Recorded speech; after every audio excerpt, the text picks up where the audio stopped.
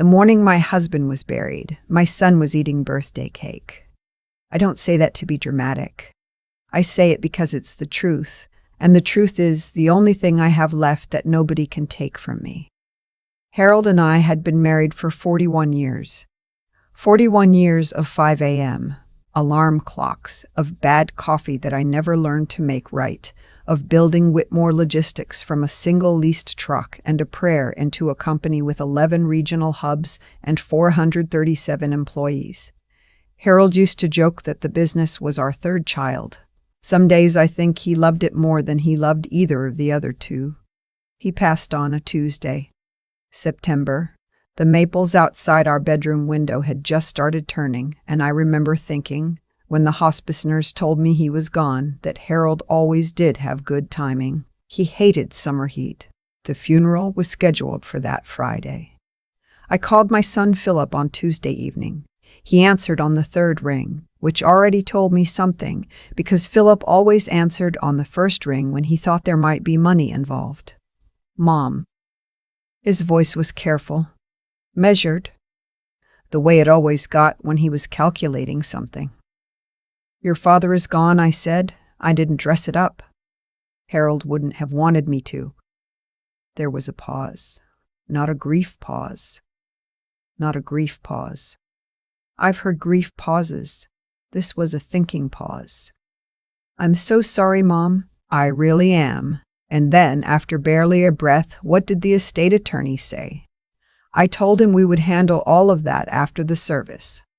Friday at 11, Millbrook Presbyterian, the church Harold's family had attended for 3 generations. I told him I needed him there. Of course, he said.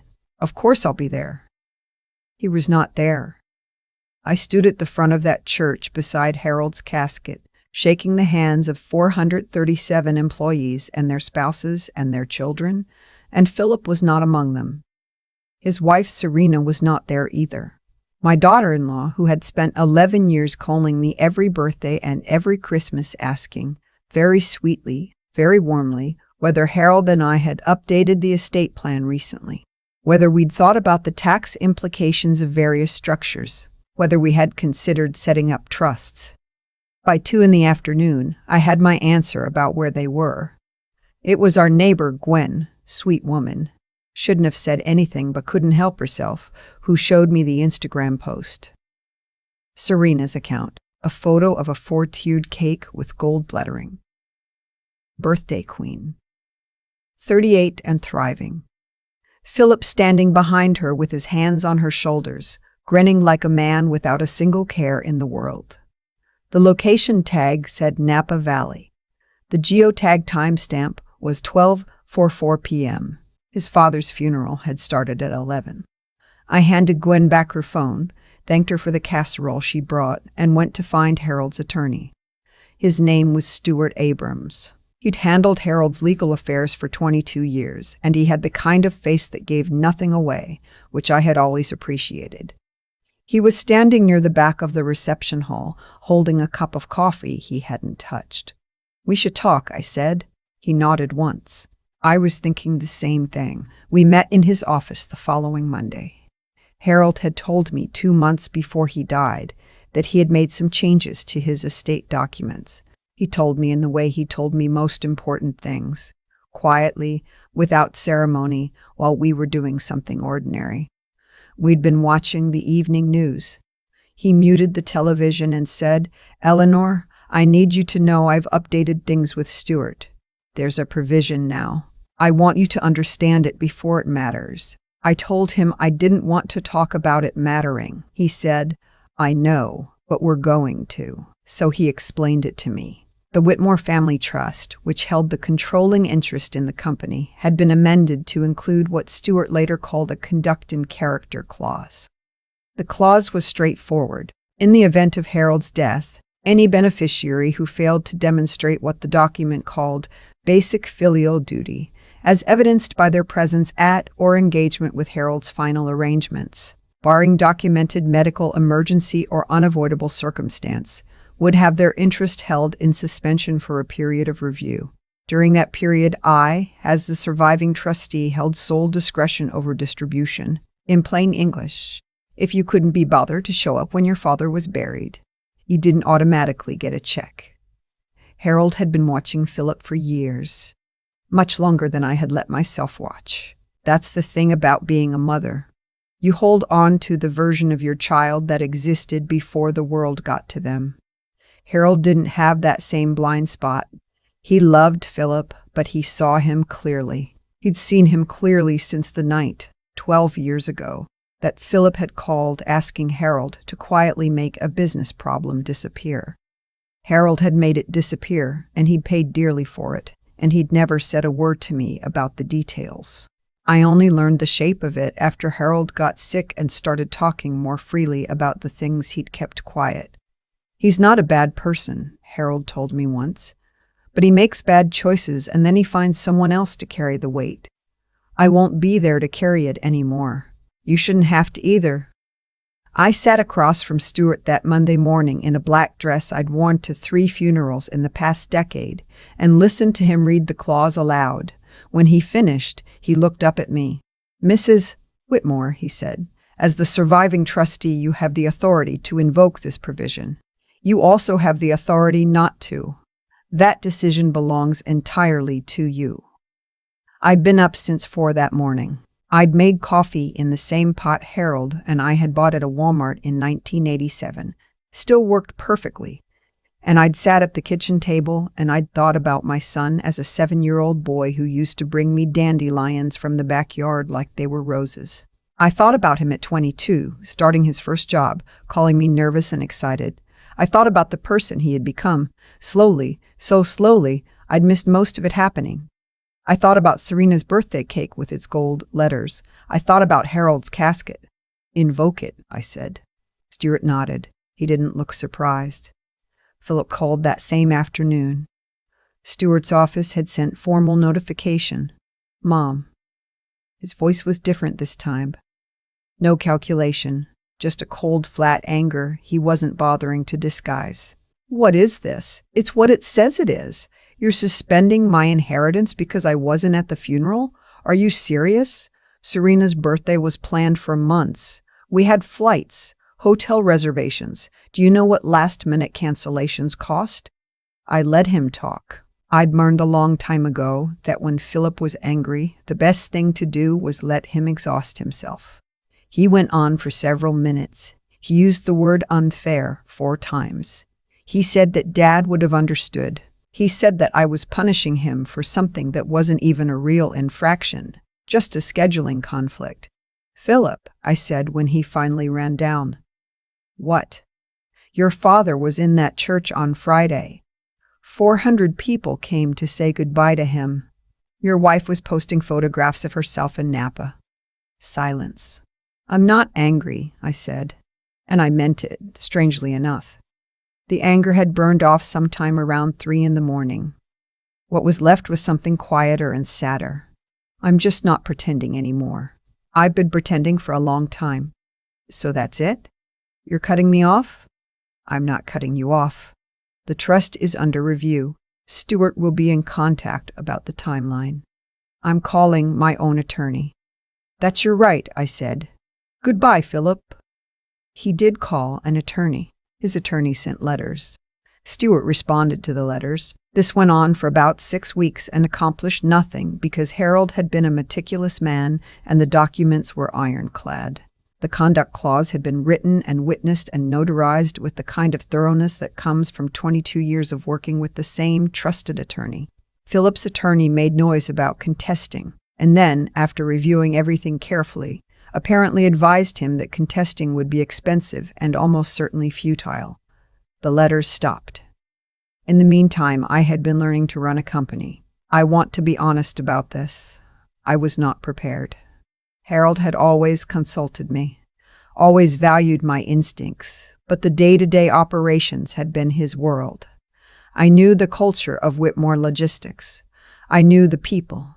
I knew the values Harold had built into every policy and practice. I did not know how to read a P&L statement in my sleep, or how to negotiate a fleet contract, or how to handle the particular tension that arises when a regional manager and an operations director stop speaking to each other. I learned, slowly, and with a lot of help from people who had every reason to let me fail but chose to help me instead. There was a woman named Dolores on the accounting team who had been with the company for 19 years. She started leading printed summaries on my desk every morning. Simple, clear, just the things I needed to know. She never made me ask. There was a man named Leonard who ran our largest hub in Columbus who called me every Thursday afternoon just to talk through whatever was on my mind, not to report to me, not to manage me, just to help me think. There was also our director of operations, a woman named Vivian, who had been Harold's most trusted employee for 14 years and who became, over the course of those first brutal months, something like a daughter to me. Vivian was direct in a way that sometimes startled me, but she was never unkind and she was almost always right. She kept the company steady while I found my footing. She never once made me feel like a burden. Philip showed up at my house in November. I hadn't heard from him since the attorneys stopped writing. He rang the doorbell on a Saturday morning, and I saw his car in the driveway, and I stood in the entryway for a long moment before I opened the door. He looked tired, thinner. Serena was not with him. "Can I come in?" he asked. I stepped back and let him in. We sat at the kitchen table, the same table where I'd sat drinking bad coffee the morning I invoked the clause, and for a while neither of us said anything. Philip looked at his hands. I looked at him. "She left," he said finally. "Serena. She left in October." I didn't say I'm sorry because I wasn't sure I was, and I'd made a decision somewhere along the way to stop saying things I didn't mean. I said, "Are you okay?" He looked up. His eyes were red at the edges. "No. Do you want coffee?" Yeah, I do." I made the coffee. Still bad. He drank it anyway. We talked for 2 hours. Really talked, the way we hadn't talked in longer than I could clearly remember. He told me things about his marriage that I had suspected but never known for certain. That Serena had been unhappy for years, that the unhappiness had made him defensive, and the defensiveness had made him someone he didn't recognize. That he had been so focused on the life they were building, the image they were maintaining, that he had lost track of what any of it was actually for. "I missed Dad's funeral," he said. It was the first time he'd said it plainly, without the language of scheduling conflicts and prior commitments. I missed it, and I've been trying to make it into something it wasn't, and I can't anymore. I put my hand over his. He was 40 years old and he looked like a little boy. "I know," I said. "I don't expect you to fix it," he said. "The trust, the money, I'm not here about that. I need you to know I'm not here about that." I believed him. It surprised me, but I believed him. He came back the next Saturday and the one after that. Sometimes he helped me with things around the house, things that had been Harold's domain that I was slowly learning to manage myself. Sometimes we just sat and talked. He asked me questions about the company, genuinely curious questions, not the calculating interest of before. He started asking about Harold, not about the will, but about his father. Who Harold had been, what he'd cared about, what he'd been afraid of. He wasn't afraid of much, I told him once. Mostly he was afraid of waste, of people not living up to what they were capable of. Philip was quiet for a while. Then he said, "I think he was right to be afraid of that." In January, I made 2 decisions. The first concerned the Whitmore Family Trust. After consulting with Stuart, I restructured Philip's position in the trust. He would not receive the lump disbursement that had originally been planned. Instead, his inheritance would be released incrementally over 5 years, tied to no conditions except time. Harold's clause had done its work. It had shaken something loose in my son that needed to be shaken loose. Continuing to withhold indefinitely wasn't justice. It was punishment, and I didn't want to be in the business of punishment. I called Philip and told him. He didn't say thank you, which surprised me. And then it didn't surprise me because thanking someone for returning what was partly yours to begin with is a strange thing to do. What he said instead was, "Mom, I want to deserve it, not just receive it. I want to actually deserve it." I told him he had time to figure out what that meant. The second decision was about Vivian. Harold, in his careful, quiet way, had already made provision for this. In a separate letter left with Stuart, not part of the formal trust documents, but a letter in Harold's handwriting on Whitmore Logistics letterhead, he had recommended, clearly and without ambiguity, that Vivian be appointed president of operations in the event of his death. He had trusted her with the company's future. He had trusted her with me. I appointed her in January. I told her in person, sitting across from her in the office that had been Harold's, and that she had been managing out of for 4 months without the title or the salary that went with it. She was quiet for a moment. Then she said, "He told you about the letter?" "He told me you were the best thing that ever happened to this company," I said. "He told me to trust your judgment." She looked out the window for a moment. When she looked back, her eyes were wet. "I miss him," she said. "So do I," said, "every single day." We sat together in Harold's office for a while after that, not talking much, just being in the space where he had spent so much of his life. Outside the window, the parking lot was full of trucks with the Whitmore name on the side. 437 people going home to their families at the end of the day because Harold had spent 41 years making sure the work was there. That's a legacy. Not a number on a document, not a disbursement schedule. That's what he left behind. I'm 67 years old. I run a logistics company on 4 hours of sleep and bad coffee, and the advice of people who are smarter than me in ways I'm still discovering. I eat dinner at a real table every night, even when I'm eating alone, because Harold always said the table was where a family proved it was a family. I set a place for him sometimes. I know that sounds like something you shouldn't admit out loud, but I'm past the age of caring what you should and shouldn't admit. Philip called me last week. He's taken a job, a real job, one he found himself in supply chain management at a firm in Cincinnati. He sounded different on the phone. Quieter. More real. "I've been thinking about Grandpa's company," he said. He meant Harold's father, the one who'd started with nothing before Harold took it and built it into something. How he built it from nothing. "Your father talked about him a lot," I said. "I know. I think I understand now why." A pause. "I want to be that kind of person, Mom. The kind that actually builds something." I didn't say anything for a moment. I looked out my kitchen window at the maple trees, bare now in January, just the bones of them against a gray Ohio sky. "You have time," I told him. "Start now." Harold used to say that the most expensive thing in the world isn't a house or a car or a company. It's regret. You pay for regret with the rest of your life, and there's no refinancing, no settling for less than the full amount. My son almost paid that price. I almost let him. I'm glad neither of us did. I've thought a lot about the word deserve since all of this happened. It's a word people throw around easily, usually when they want something they haven't earned. Philip used it a lot in those early weeks. I deserve to know what's in the trust. I deserve an explanation. I deserve better than this. What he meant every time was, give me what I'm owed without asking anything of me in return. That's not what deserving means. That's just wanting. What I've come to believe, not from any book or teaching, just from living 67 years and bearing a husband and watching my son almost destroy himself, is that we are always, quietly, becoming the result of our own choices, not immediately, not dramatically.